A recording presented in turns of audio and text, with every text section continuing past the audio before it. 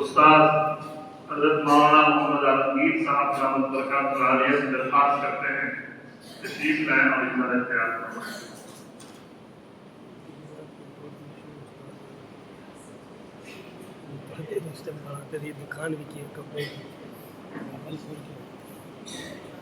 الحمد لله رب العالمين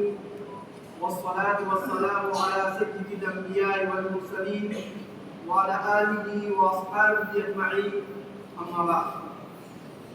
عزیز طلباء کرام اور علماء کرام، ہمارے لیے یہ نہایت ہی مسرت و فرحت کا مقام ہے کہ آج میں حضرت مولانا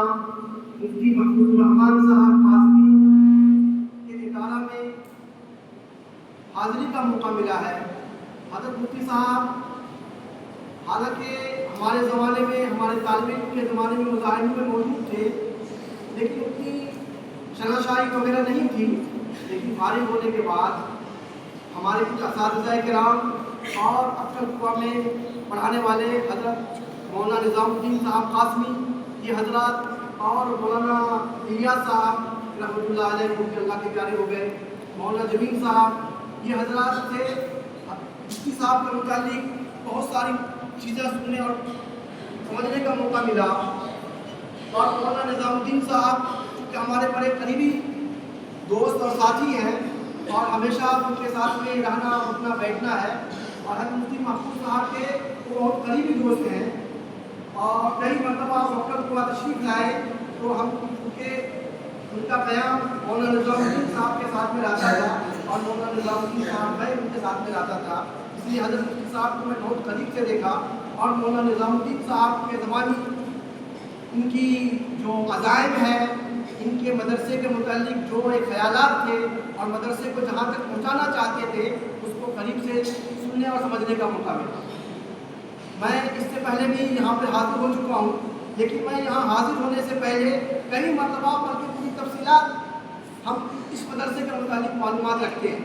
اور مفتی محفوظ صاحب تقریباً 10 سالوں سے یہاں جو کیلنڈر شائع کرتے تھے بڑے اہتمام کے ساتھ مولانا نظام الدین صاحب کے پاس، اور مولانا نظام الدین صاحب میرے حوالے کیا کرتے تھے کیلنڈر۔ بہرحال اس میں ہم جامعہ کے متعلق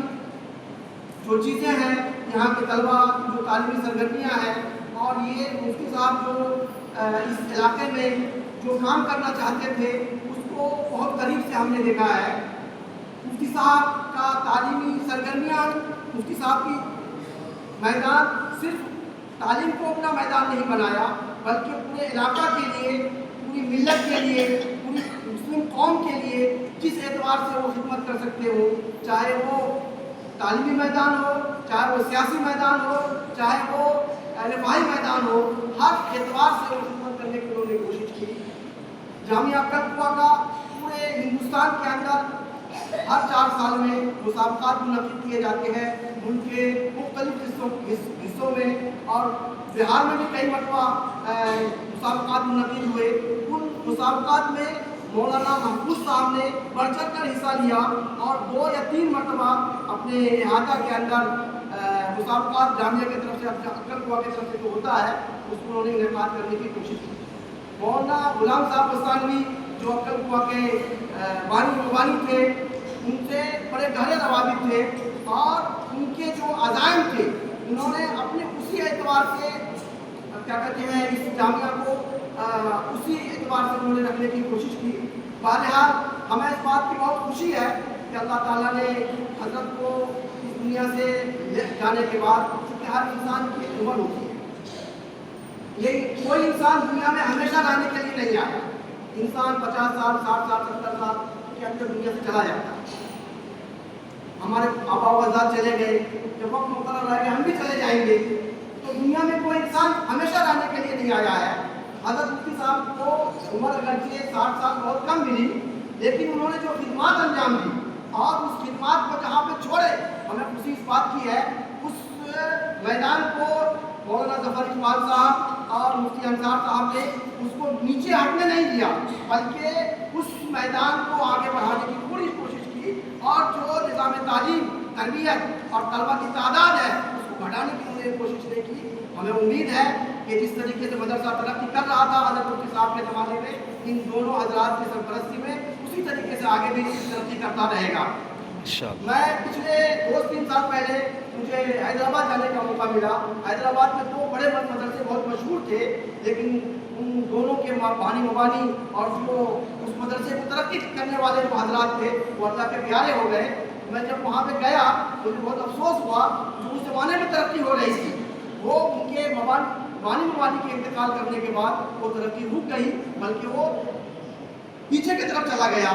مجھے بڑی کوشش ہے کہ حضرت مفتی محفوظ صاحب اللہ کے پیارے ہو گئے، لیکن ان کے جو جانشین ہیں مفتی انصار صاحب اور مولانا ظفر اقبال صاحب، انہوں نے